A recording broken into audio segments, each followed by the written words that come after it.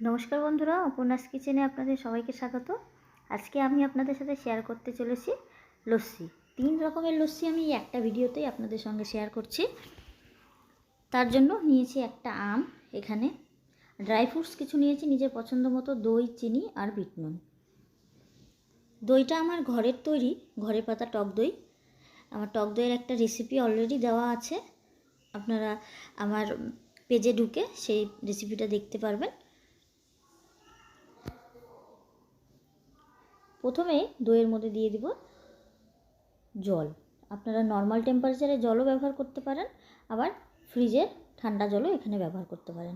আমি ফ্রিজের একেবারে ঠান্ডা জলটাই ব্যবহার করছি, কারণ আমি আইস ব্যবহার করব না এখানে, ওই জন্য একেবারে ঠান্ডা জল ব্যবহার করছি। আমি ডিরেক্টলি হাঁড়ির মধ্যে এটা বানাচ্ছি, এক্সট্রা করে কোনো পাত্র ব্যবহার করছি না।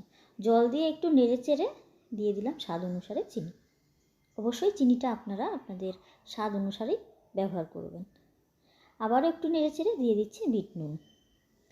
এখানে কিন্তু নর্মাল লবণ, আপনারা যেটা আমরা রেগুলার ইউজ করি সেই লবণটা কিন্তু ব্যবহার হবে না, এখানে বিট নুনই দিতে হবে, কারণ এর স্বাদটা কিন্তু বিট নুনই বেশি ভালো আসে।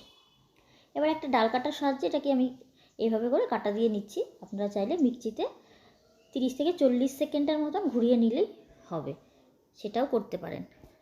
তবে তার কোনো প্রয়োজন নেই, ডাল কাটাতে এভাবে কাটা দিয়ে দিলেই কিন্তু আমাদের কিন্তু লস্যিটা তৈরি হয়ে যাবে। একটু সময় নিয়ে কাটা দিচ্ছি।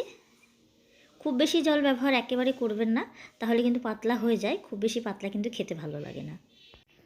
গরমের সময় কিন্তু আমরা যে কোনো রকমের ঠান্ডা ঠান্ডা রেসিপি, যে কোনো ঠান্ডা ড্রিঙ্ক খেতে খুব ভালোবাসি।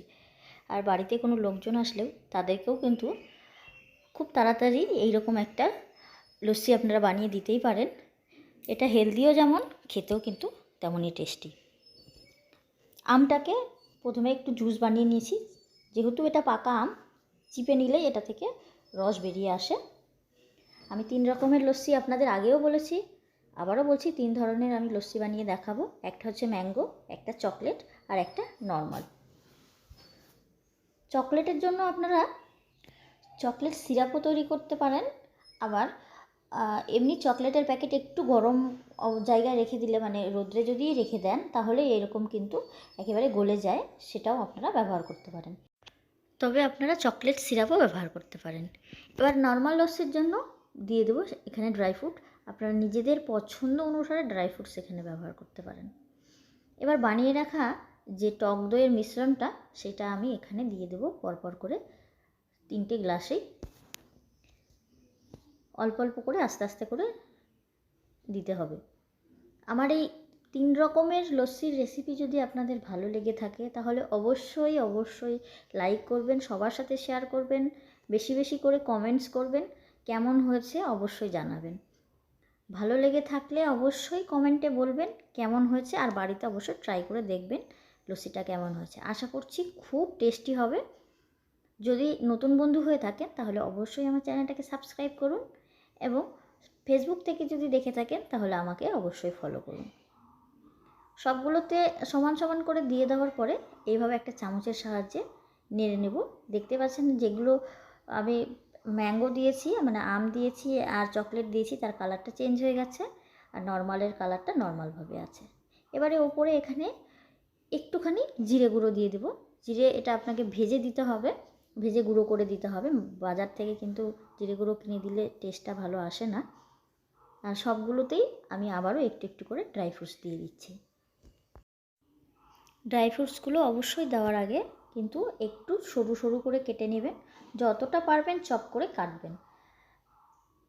এটা পার্টিকুলারলি একটা শেপ দিতে হবে তার কোনো মানে নেই, যেভাবে খুশি সেভাবে একটু ছোট ছোট পিস, ঝুরি পিস, যেভাবে খুশি করে দিলেই যথেষ্ট। এবার ম্যাঙ্গো লস্যির ওপরে আমি কিছু দানা দানা আম দিয়ে দিচ্ছি, মানে ছোট ছোট পিস করে কেটে রাখা আম দিয়ে দেবো, আর চকলেটের লস্যির উপরে দিয়ে দেবো একটুখানি চকলেট।